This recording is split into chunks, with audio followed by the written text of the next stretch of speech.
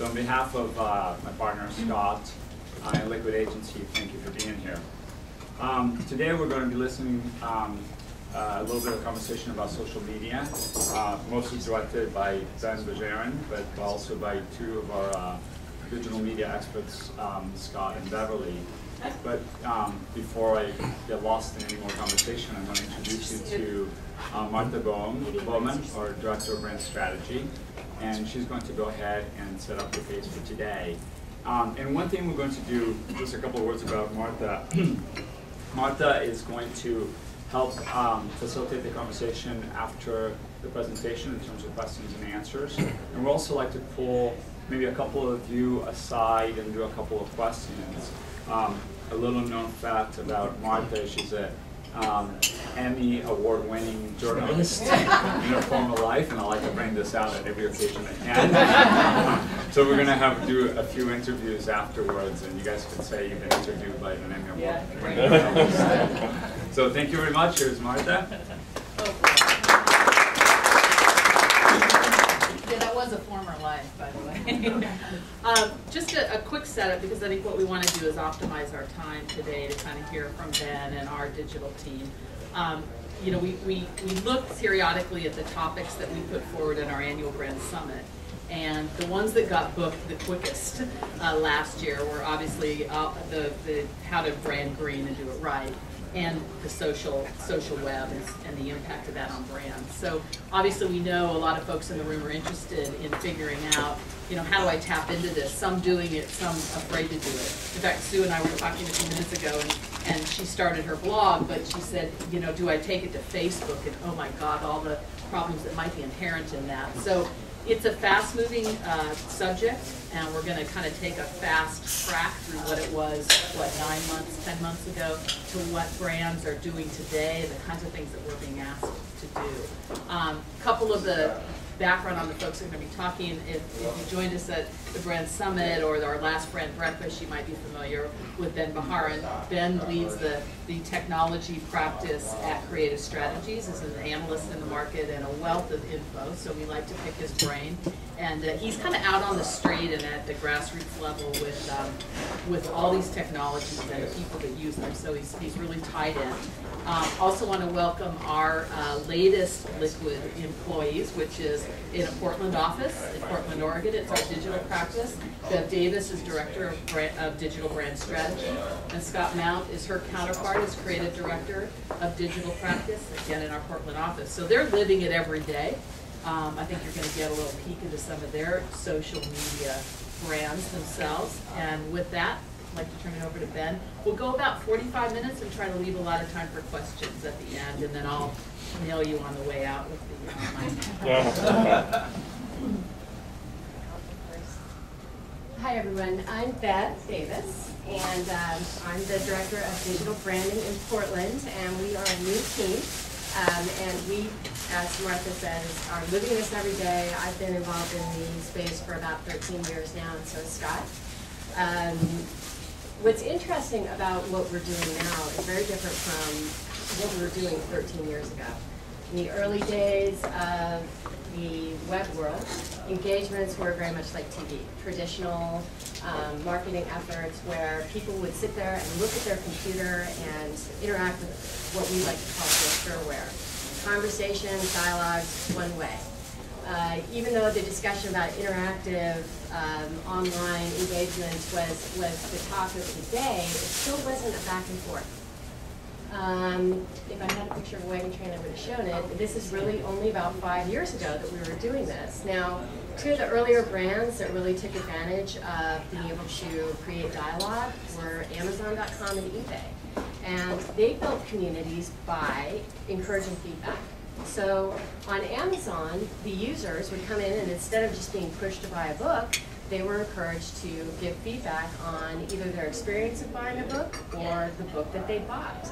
The community started to build. The same was true of eBay. eBay used feedback forums to basically build their brand. So skip over to today. Now today, this is the communities that are out there that we're all pretty active in. Here are all these different ways for you to interact with my personality, my personal brand, the brand of Ben Davis.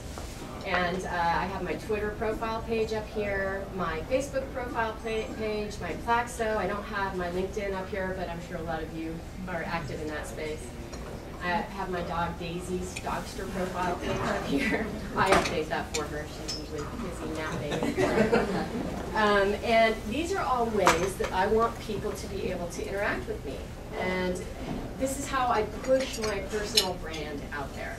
And in this way, you know, I'm starting a conversation. It's a two-way dialogue. And this is how I want people to see me. And the same is very true for brands. You kind of need to establish how you want people to have a relationship with your brand. The ways that, or the different kinds of methods of delivery that people are asking for right now that we've been involved with in our clients. Expert blogs, micro blogs, which, for example, is leveraging Twitter.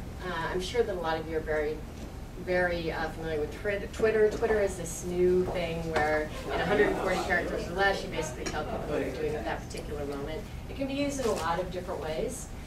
Brands now are trying to figure out how to leverage that. Zappos has got a great example of what they've built a microblog on Twitter where they have different employees basically updating other people on what they're doing. Widgets, the method of delivery, photo sharing, social networks, for example, Facebook, MySpace, building applications for those. Developer community is very popular with tech brands because this enables the brands to see how they're experts in this line of product development. Collaborative efforts, ways that we can create communities for brands to be able to either play in or to sponsor, things like that. Here's some examples of what we're just talking about. Some things that I've been directly involved in the last basically 2 years, which is really saying something because things have changed so much in that time. At my former agency, I worked with the Starbucks brand, and we basically built a Google gadget that would enable you to be able to go out and make appointments with other coffee lovers to meet them for coffee in various places that you were able to pick, and then the gadget would update you of when you're going to meet, and who you're going to meet, and a little smack talk. So Starbucks basically built this community of like-minded thinkers. We are currently working on leveraging Twitter for a site that Liquid is doing for Intel, using it in a practical way instead of just a social way, by pushing job updates to Twitter profiles, which is a great way to leverage something that started as pure social media and now is turned into as a delivery method. The bottom example is something that I worked on for Heineken. You know, clients can really look at social media in a couple of ways. One way is they can sponsor a social media community. Another way is they can engage. And the third way is they can build the actual community. And that's what Heineken has chosen to do. They built basically a community that lets people come in and build an avatar and then communicate with each other. We'll see how successful it is. And again, you know, nobody really knows. We're all still trying to play in this space and figure out what's going to work. It's like viral marketing a couple of years ago. Everybody was talking about how these viral videos would go out there and make it big. And how can we leverage that? Well, that formula hasn't really been determined yet. And to a certain extent, the same is true with social media. So what's next and what's the impact of it? Ben is going to take you through a few of those kinds of things for you to consider as you're branding social media, as you're trying to figure out how to work with it. And then Scott's going to take you through a few examples, creative examples of how brands have leveraged it so far.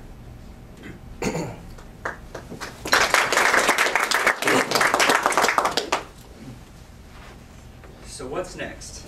One of the things that we find very interesting when we look at this from kind of an external perspective and try to help a lot of different folks that we work with, both in at a brand level and at a consumer level, is how quickly things keep changing and how quickly new things show up. And one of the big challenges that I think brands and advertisers are faced with is, you know, there'll be another version of something like Twitter. There'll be another, you know, blogging community. So they keep popping up, and you can't really cover them all, even though a lot of people try. And so I think when you take a step back and you really look at, some of the things that I want to talk about, which is why are some of these successful. Let's look at some of the things as examples that have been successful, so that it's not cast a wide net, it's cast a very relevant, very strategic net with areas that you think your brand or your message needs to be resonated with consumers.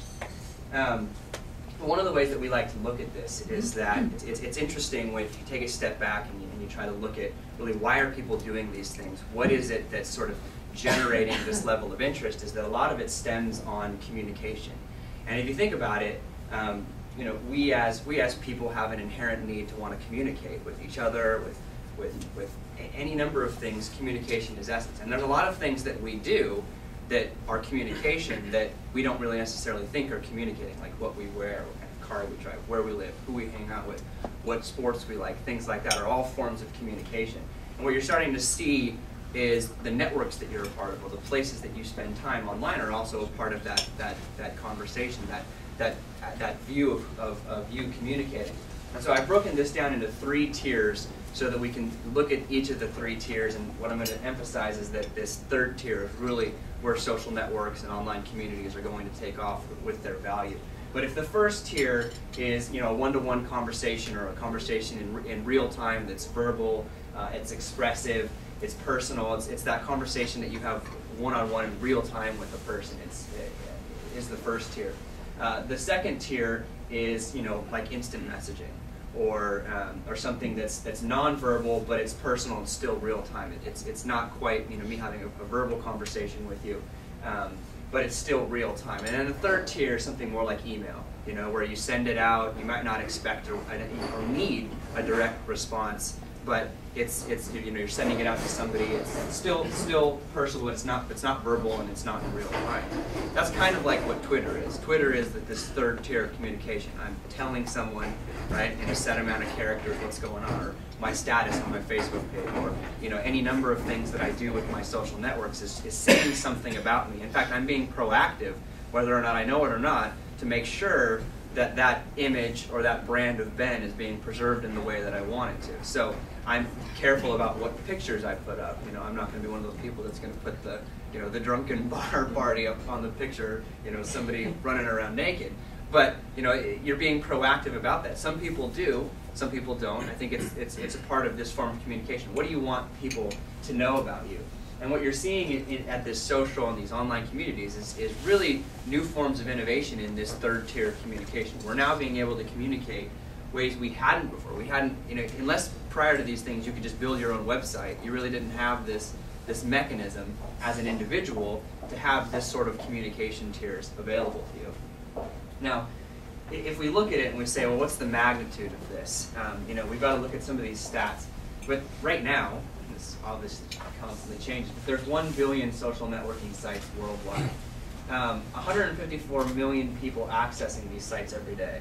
Now the minutes is an important one. 3 billion minutes spent on social networking sites every day with 8 billion total page views. And these numbers just keep going up. As we see more people jump on Facebook and LinkedIn and anything else that's going to come up, these numbers are just keep going up. And so when I look at this, I say, well, this isn't something that's a fluke. This isn't something that we look back on and we say, oh man, this is crazy. We should have seen this coming.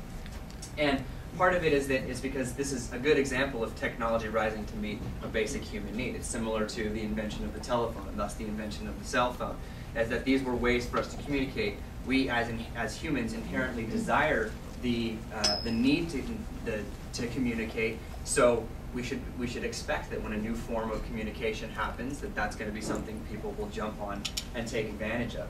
And one of the things that we look at in terms of where is all of this going, is that it's all going toward communities. I mean, that's really what people desire to be a part of. In fact, if you look at some of the happiest people on the earth in different sections throughout it's those that are tightly integrated into a community are the happiest people in terms of their ability. So like the Amish rank very high in terms of overall happiness. And I think that there's issues to that. And instead of, what we look at is not the idea that that this one me connected to the stratosphere is going to work, but that we look at the future of what online communities will look like, because that's a better conversation than where's the future of social networks. If we started saying now, well, where are the future of online communities going, then we're going to start going in the right direction to where humans, once empowered by the internet, not only in the United States, but in India and China, we're going to do it all from their mobile devices. We can now have a much more intelligent conversation around where online communities will go and what that's going to look like based on personalities, regions, aspects of the world, etc. And really, again, it's an innovation in the third tier of communication.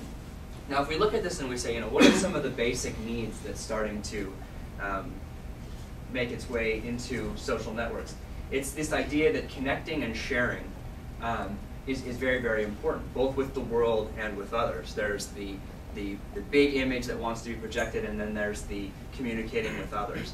And so we see a lot of that now happening within a lot of these different social networks, is that we're seeing it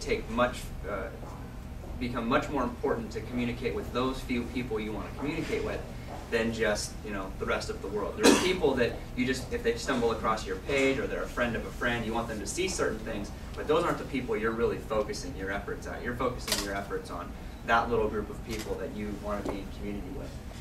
Controlling and managing your images is a huge part of it. Is who are you? What do you want other people to know about you? That's where the bulk of the time is spent.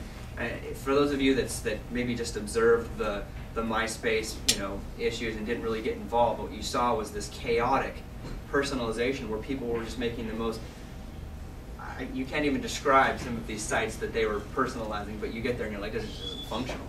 But this is what people wanted them. They spent a lot of time on their background image, altering their friends list so that they had 150 show up on their front page instead of just 8. And so there was all these different things that they were doing and spending time, actually making that. It's sort of the similar thing, like for those of you that have signed up with these things, like LinkedIn and Facebook and anything else. I mean, when you first sign up, you spend a lot of time going, all right, what do I want to say about myself? What books do I read? What movies do I like? And so you spend all this time thinking about what you want to put there, because someone else is going to see this. And so it's this idea that's really empowering you to control and manage your image and their connections. And so this is a piece of, who are my friends? How am I connected to them? How am I operating with them in this sphere online? And then capture and access experiences. I think one of the things that you're seeing was the instant desire from things like Facebook and MySpace when you're mobile to be able to take the part of the mobile world experience and then put it back on your MySpace page. So you see a lot of people now, in fact, Facebook tags certain images, this came from mobile. And so you can see that this person now took it, while they were out in the world. We'll see more of that with location-based social networks. We'll see a lot of that with geotagging of images that will become very interesting for when families go on vacation and you want to say, hey, you can track our vacation, here's the map of where we were, here's all the pictures we were standing in the Eiffel Tower, and all these different things that will happen. But it's that people want to just share these experiences with others because they're attached to that community. They feel that community is something that it's important for them to maintain this image and then capture and share these experiences. Now, when we look at these different experience dimensions, there's a series of experience dimensions that you can look at, and I think one of the things that we take a step back on and say, well, what if we're developing something like this, or if we're developing a site, or if we're developing a destination, if we're developing some kind of a place for people to come and use, does it hit one of these different experience dimensions? Useful, desirable, accessible, credible, findable, usable, valuable. And if you look at these things, you can actually break them down, and I can spend a lot more time going through this, but you can break them down in terms of these dimensions and how they fit with social, community, communication, entertainment, and to some degree productivity. And one of the things that we think you're going to see happen within these different experience dimensions is that people will gravitate toward the ones that are most interesting to them. So Facebook tries to catch a very, very wide net. And I think that right now that's important to help people get familiar with what that is. I think what you're going to see is that starts to diversify and fragment drastically. You're already seeing the beginnings of this. In fact, if you talk with college students that used Facebook when it was closed, overwhelmingly they say it was way better when it was closed. And the reason that they say that is simply because they knew that this was their campus, these were their friends, these were people on their campus. In fact, if you talk to it's a brilliant strategy that I wish existed when I was in college, But when they meet a girl, they go type in their name, they learn everything about them. Now the next time they walk in, it's like, hey, you know, oh, you went to that school? I know that person. And now there's a link, and so it's a great way to find out about people. And that's really hard to do if I'm connecting to somebody who's in, you know, Georgia, or if I'm connecting to somebody who's in New York, and it's out of this direct sphere. But what you're starting to see now, with even a couple of examples that we'll talk about, and Bev talked about Dogster, is that people are starting to gravitate toward these networks that really make sense for them. So there's a lot of networks now starting to show up that cater to mothers with young children. And so different content sites are starting to feed in, you know, content around that's relative to that community. Now, from a monetization standpoint, that's quite a good strategy, because now you know a whole lot about this demographic. They're showing up saying they're dog lovers. So your advertisers are pretty clear, people who like animals. And that's very hard to do in Facebook. And I'll talk a little bit about some of the challenges that brands are facing with this.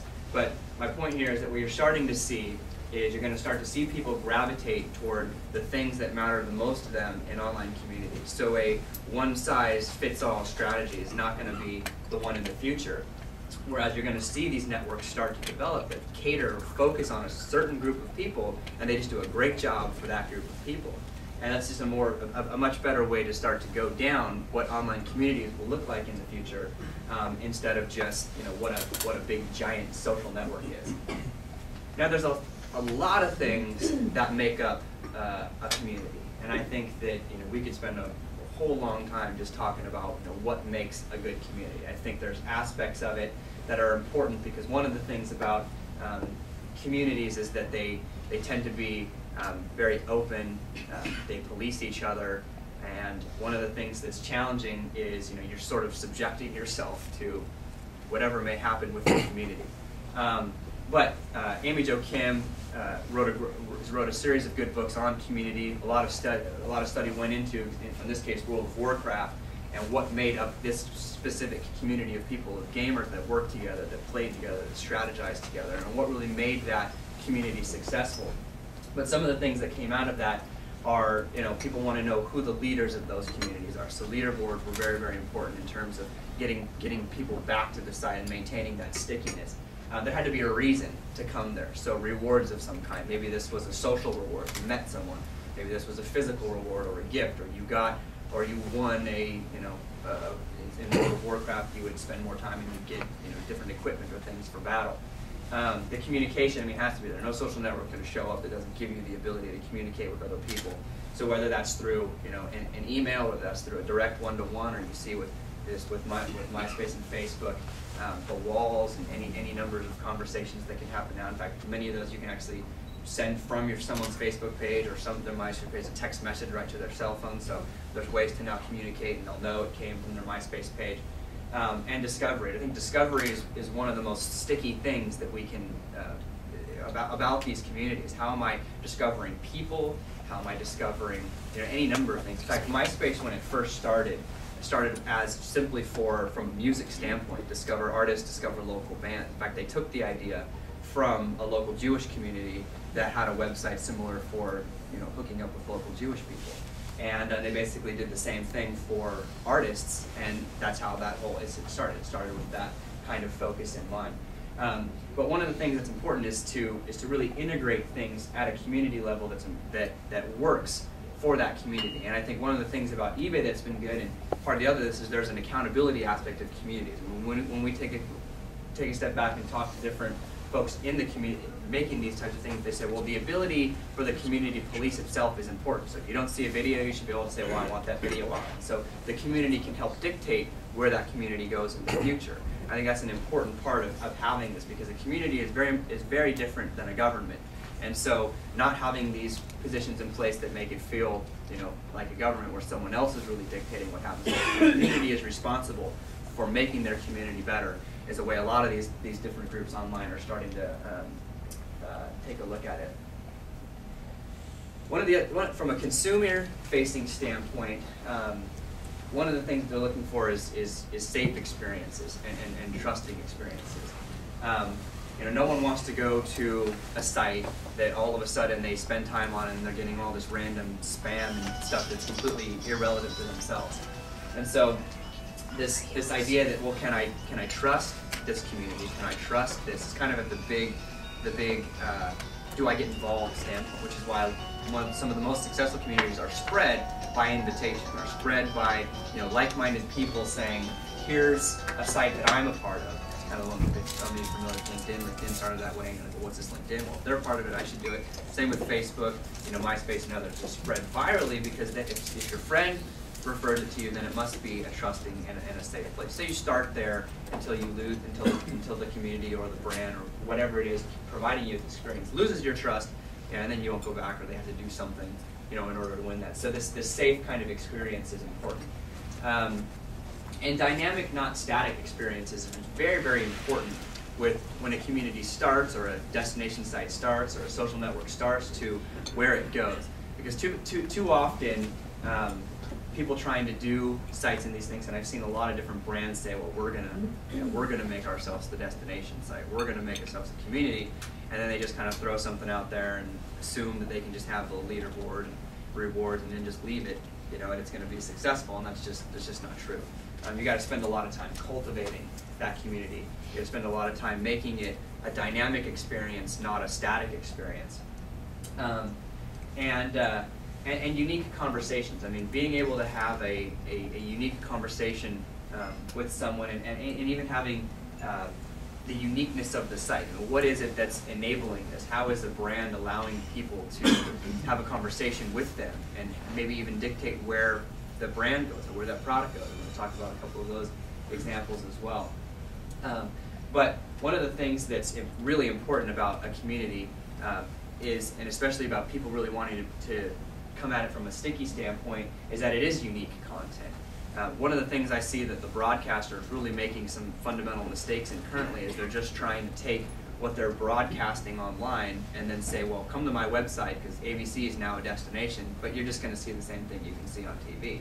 Instead of looking at that and saying, well, what could I give them at ABC that they can't get anywhere else? And then might that be a mechanism to actually drive me forward? Now, some of the challenges for brands. When I spend a lot of time with different advertisers talking about social media and talking about what it's doing, there's a lot of inherent challenges. One of the things about a community and about user-generated content is you don't really know what's going to go out there. I worked on a project with one of my friends that has a mobile gaming company on a mobile gaming app that we thought it's still a good idea called Truth or Dare. And the idea was that you would send things to your friends, and we assumed that most people would offer a dare, which they did, but we'd work with advertisers or brands to say, well, there's only approved locations you can do a dare, so at Starbucks or at Macy's.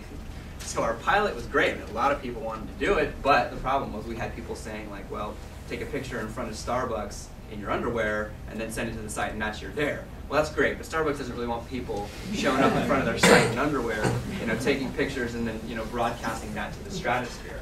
It's the same with, things with Facebook. It's the same with things that you don't really know what your content's going next to. So that's great. Let's look at how to cast a wide net from an advertising and marketing standpoint.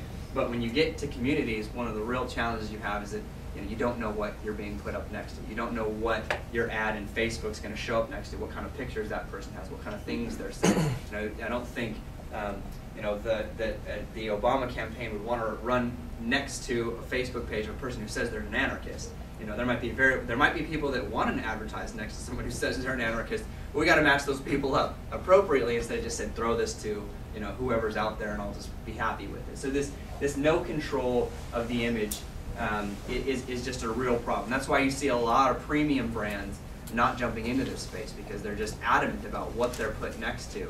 And for them, that's a huge challenge, and that's a huge challenge that will continue to stay unless we see more specific networks for specific people where you can have that control. In fact, one of the things that you saw from a video standpoint, because you guys all watched this, everybody said, well, I want to be a part of this video craze and online video.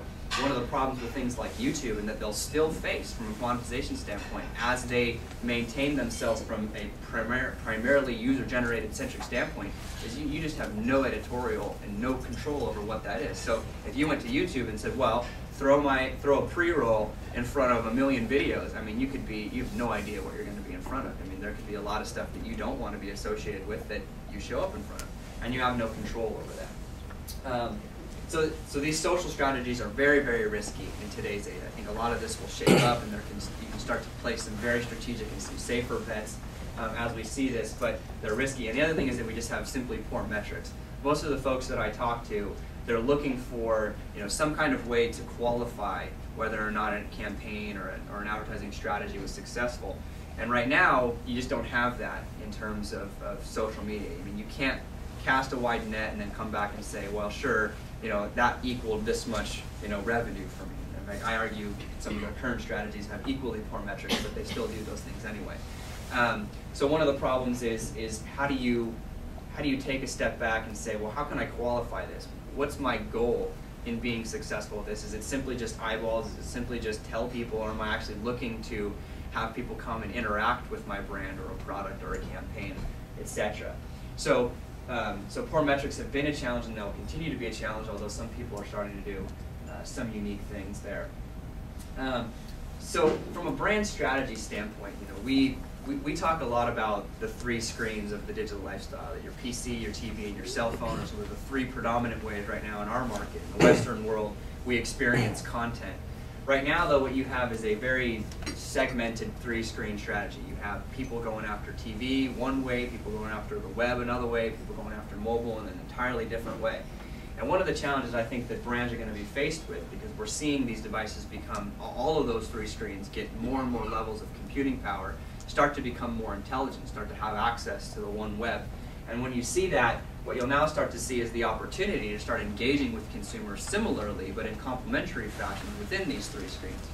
You don't want to just take the same thing that you do on TV and stick it on mobile.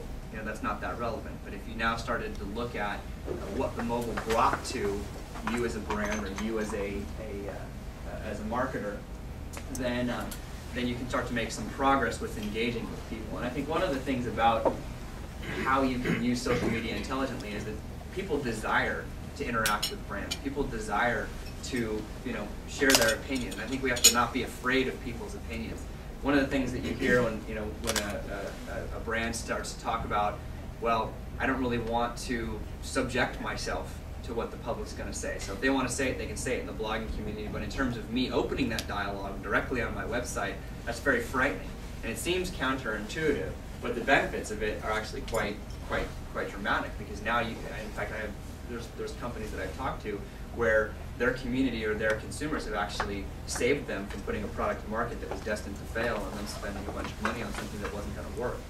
And so I think that when you get that conversation with the group who are your consumers or who can help dictate that brand, are some good steps in how to use this stuff intelligently.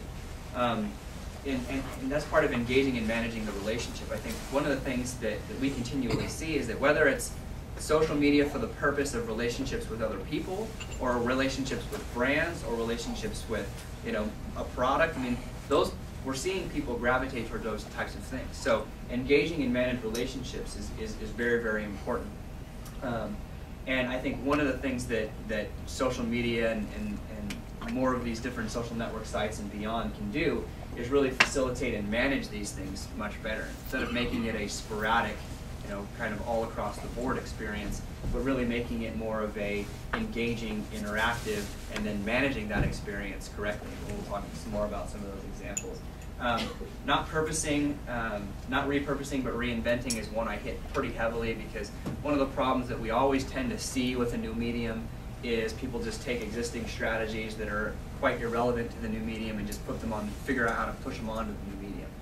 And that again is, I feel from an advertising, from a lot of brands' perspective, just lack of creativity and how they start to use some of these things. And I think we need to be more creative about our unique purpose, or what you're doing with a specific reason with social media, instead of just saying, well, they've got a community, so I have to have a community, and they've got a mobile application, so I just have to have one. If it's not relevant and it's not going to add value to people's lives, then there's really no reason to really do it, because you're not going to see much success with the spend that you make there. So starting to be creative and very purposeful with why we use social media, how brands can use it, how consumers will interact with it, what you're trying to get out of that relationship, or what your goals are, I think all need to be assessed at the very, very beginning to help make a good decision about where you go. Because I think the more that you do that, you can then target who will I go to. It's not just, I was talking with a fashion brand, and they were sitting there figuring out whether or not the best way to spend almost $1 million was to just run an ad on the front page of Yahoo. And I'm like, guys, there's just a much better way to start to integrate these things that'll actually give you much more success than you just sticking it, on the front of Yahoo's website. And integration. Integration is, I think, something that's very important, because the sites that are communities, and I think one of the things that most brands have to really wrestle with is whether or not they're a destination or they're going to play with other destinations. It's a very, very important first step when you start to figure out what you're going to do with social media.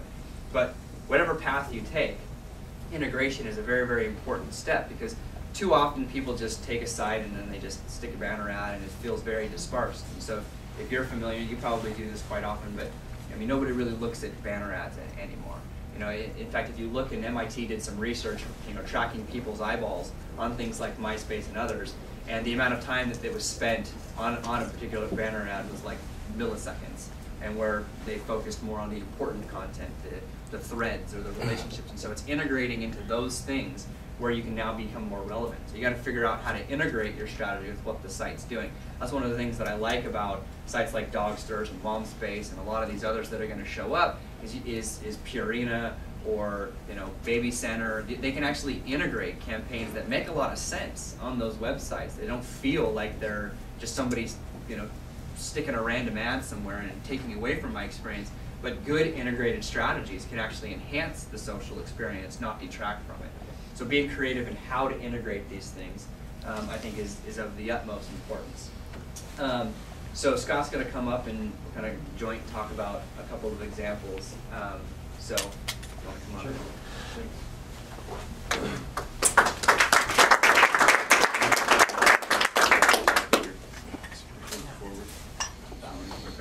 So just quickly on a few samples or examples here, we wanted to cover, based on everything that's been said so far with Deb and Ben, with brands. Nike Plus is a great example, and it's even a couple years old now, but there's still finding those like-minded individuals in the sports, as Ben was talking to, finding those smaller communities.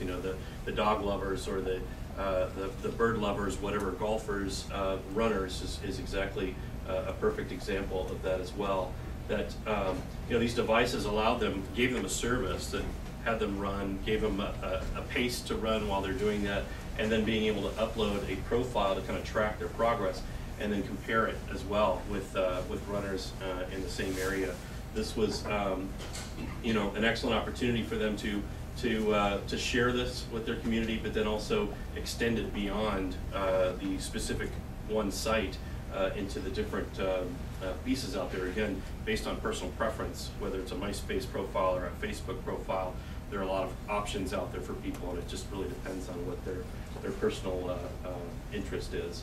But again, looking at these examples, it really provides the ability to have conversations, make comments on, be able to track who's doing the best, maybe a little smack talk involved, depending on the nature of the content. But a very good example, again, of just really finding a niche community, being able to focus on and give them the tools to carry that out.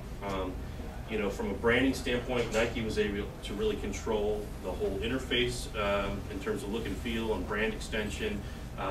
They certainly were not able to control maybe some of the things being posted in comments, but what can be done from a branding standpoint internally is having a communications person involved to help maybe guide. Somebody that's somewhat invisible, that is not out there kind of bashing or moderating comments out there, but trying to be able to guide those comments and do them from an intelligent way to make sure it's still relevant. And so, yeah, one more slide from one of the things Plus. about Nike that's interesting too, if you look at this example, that I really appreciate about it, is that you can actually participate in this whether or not you own Nike shoes or not.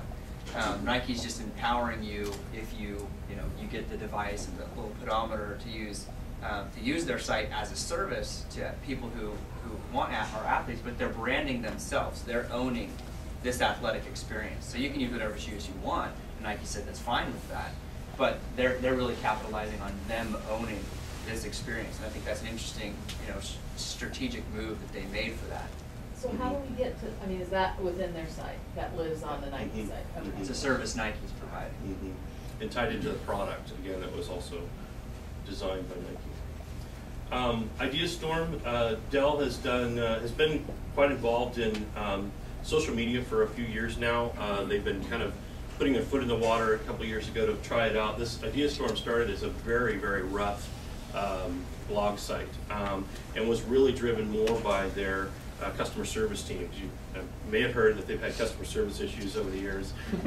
They really put this in place, their employees of Dell put this in place to try to give people an opportunity to comment on and to try to understand more about what their audience was looking for and needing and experiencing.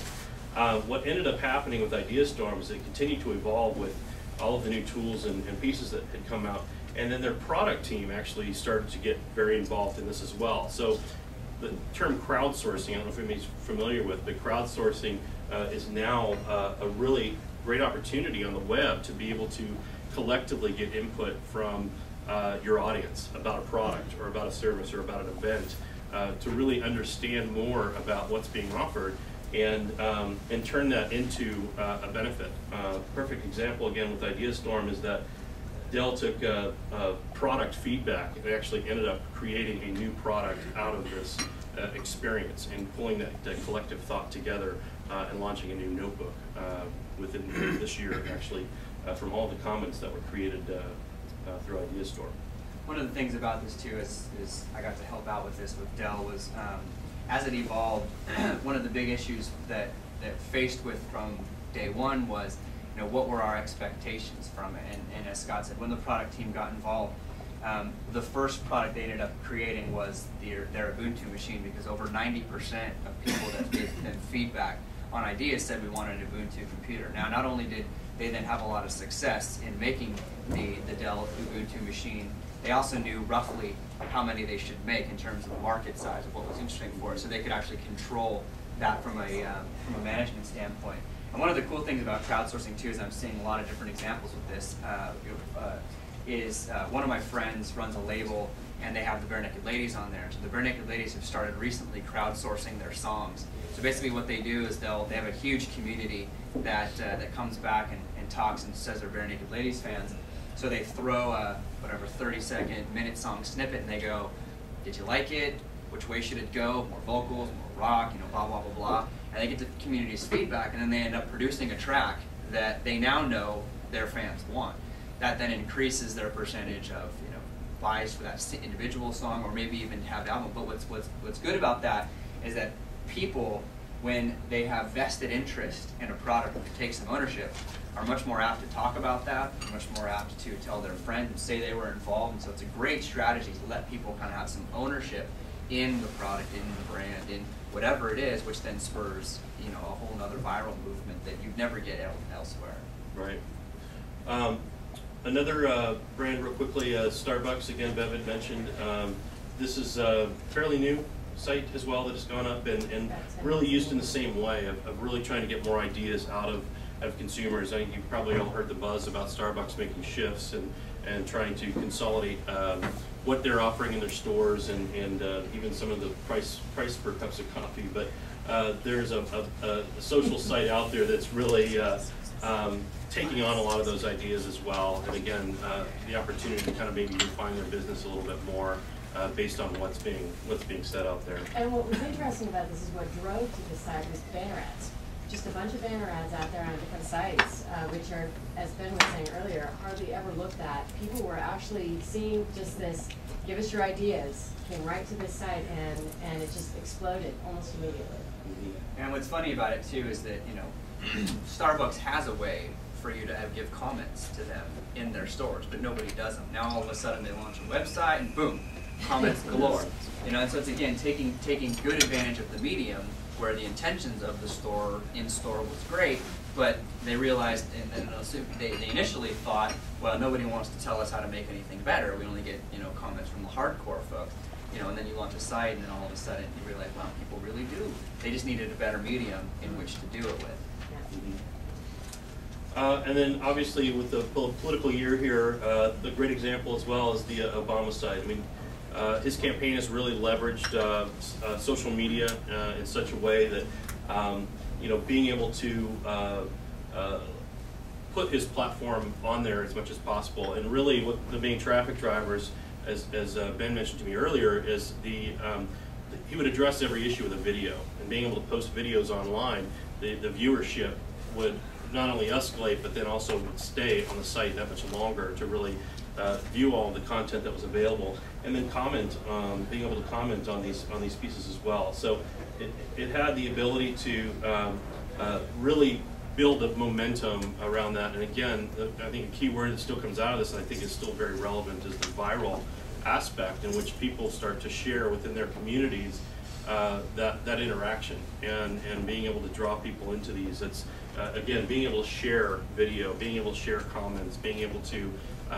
invite people into that community and get involved. One of the things I like about what Obama's been doing too with technology, because they really took a fresh approach to you know, how to let people engage with you know, with this particular movement, which is really what, you know, he's starting. Is that they were completely open and desired the idea that people would get into pretty ravenous debates on his website, and that helped him and their groups, you know, foster and understand what the issues were for people, so that they could more appropriately tackle them in a public limelight. And so how they used that strategically to not only say people want to hear me because he's a good talker, so people want to hear him speak, and now to speak about all of the issues, and so you kind of, you know, you get that little warm fuzzy that apparently you get when he talks, and then you have this, you know, whole underlying piece of, you know, what do I want to do, and so that's a good starting point in engagement relationship. I think what will be very interesting is that if he wins, how he uses technology in the future relative to his presidency to engage the public, to try to inspire people, which is what both campaigns want to do. I think this is a huge part of trying to inspire people both to action and community service, and what they're both talking about. And so how might they use that in the future as a means of communication? Because if you think about it right now, you almost never see the president talk to you. You know, but in the future they could have a great avenue. Either campaign could have a great avenue to use the web and say, here's the issue, here's what we think you should know, you know, America, not, you know, not the big brother, everybody shows up and here's what's going on today, but just something that, you know, is in a way to engage with people more regularly if you want to inspire people, which is kind of both their goals. Yeah, and empower them. I think that's a very good point, is that, you know, looking at a profile page, this is the profile of our project manager up in Portland, but the giving them the ability to empower them to go out and extend that campaign even further and get involved. You know, it goes beyond holding the sign up at the corner on the street anymore, into actually getting and integrating with people's lives and being able to share that or kind of move it forward and feel like they're a part of it. Yeah. Take it over. Some of the things that you saw from those are just some strategies that were very tactical, very well done. It wasn't cast a wide net. It was very relevant to the cause, relevant to the purpose or the mission that was being created. But you kind of, if you see with a lot of those, what was successful was this combination of produced and user-generated content. There was parts that the brand or someone who had some kind of editorial control was creating. And so that might have been more of the sticky part, like in Obama's part. He was creating these video interviews of his stance on the issues, but they let people talk about them. And so there's parts that they control, there's parts that they don't control, and they were able to manage those effectively. Nike was the same way. You know, someone could come on and just say, hey, I hate Nike shoes, and that's fine. But there was parts of the community that they were controlling that they knew was what most of the group wanted to come and be a part of. So balancing that goal. And I think that's important when we think about whether or not a brand makes a site or whether or not you participate with those. Because if a site starts to have produced content, like in this case, let's say, ABC, for example, well, you definitely want to go and advertise in front of ABC's content, not what they might say, hey, be your own director for a day and come up with a video and just let you know. That's not the part you're going to want to be a part of. And so brands can now start to manage these different relationships, or sites can manage these different things in a more effective way in order for monetization. Because for them, monetization is a key part. And I think this produced content, in fact, if you look at a lot of the sites that are heavy in video, they'll always tell you, they'll say, I make the most CPMs or targeted ads on the content that I have editorial control over, meaning I've brought it in from another site, so I'm safeguarding this brand, I know what they want to be a part of, so I'm controlling that, but I know that my billions of users come from the desire to see the UGC content, but there's still a big piece that they're monetizing once those eyeballs are there that are produced. And so that's a good sort of a trade-off there. And so we talked a bit about how to engage a community within those examples. And I have one other one that's kind of an integrated one with a community that I've been working on focused on consumers of high-end fashion brands. One of the things that was cool about this is it stemmed from a very exclusive community that you may or may not be aware of called It's a Small World, which basically is a community for people who would shop with the Robb Report or premium brands. There's all these kind of, you have to be pretty wealthy to get in, and they check all this stuff. But anyway, it's a very interesting little community. But what we found through a lot of that was that a lot of fashion brands don't really have a great way online to expose themselves. If you look at a site called Glam Media that Samir Arora started a while ago, focused on women, fashion for women, they did a first in a lot of different arenas. Before Glam, Gucci and Prada and a lot of these never would have advertised online. And the reason that they did was because they basically made their whole site look like a high-end magazine for women and therefore controlled the editorial. So what they built out of that was then a whole network of editorial people who within a day could say, had this relationship with the different high-end fashion brands that could say, right now we have 3 million people showing up on our website because of this new article where people wrote about the fall line, and then instantly the brands could say, well, right now run all these images. They could never do that with a magazine because their lead time is so long.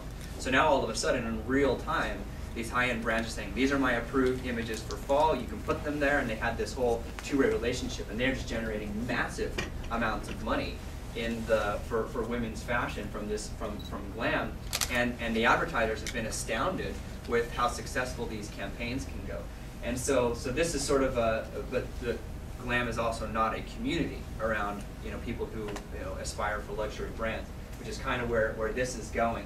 But the reason I show you this is simply because the premise is everybody manages their own user profile, which shows up as a card, and then when you click on that, you then take into their little site. But this is how you can manage your friends in this virtual wheel.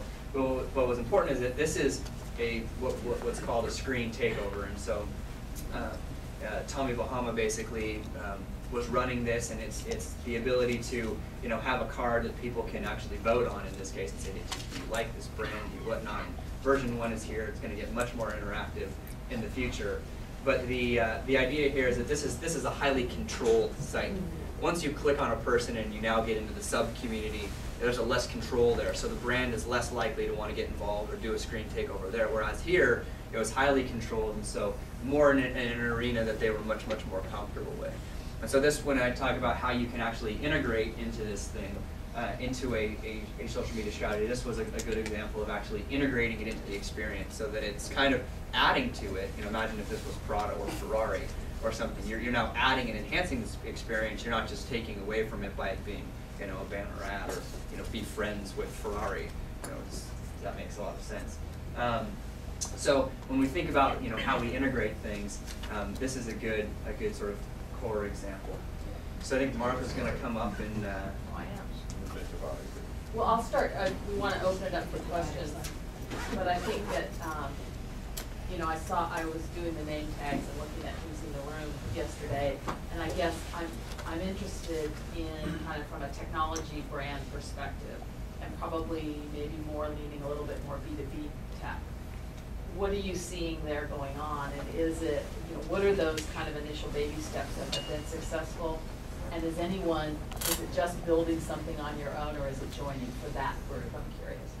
Well, I mean, I think again, the first step a lot of companies inevitably have to make, which is, you know, are they going to be that destination? I mean, are you going to ask people to come to you, or are you going to collaborate with places where your target audience already is? And I think that's a huge first step in terms of the strategy to really figure out.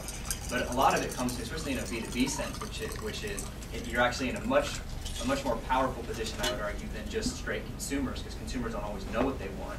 But in a B2B sense, you're actually in a better spot to really drive what your customers want, what kind of value you can get from them, and actually make either products or experiences that actually meet the needs of customers. And there's a dialogue that doesn't always go on. With a lot of our clients in the silicon industry, you know, there's most of the industry just leans back and says, well, you just tell me where processors are going. I don't care if it's x86 or ARM, whatever. You just tell me where it's going, so I can now start to figure out how to make my product. Instead of taking a step back and said, well, what kind of products do you want to make? And, you know, what do you want your brand to become? And how can we make silicon work for you instead of just, you know, here's 4 cores, here's 8 cores, here's 12 cores, figure out what to do with it. You know, let's start to look at that. So in a B2B sense, there's this great dialogue that's now starting to happen with a couple of different communities, ARM being one of them, starting to look at how that makes its way shape out. And I think from a B2B sense, that's great, because you do want to work with those customers who are your valuable customers, and actually start to figure out what it is exactly that they want to do, instead of just, you buy what I make and then figure out how to do with it. And now there's this opportunity to have that conversation and dialogue around that.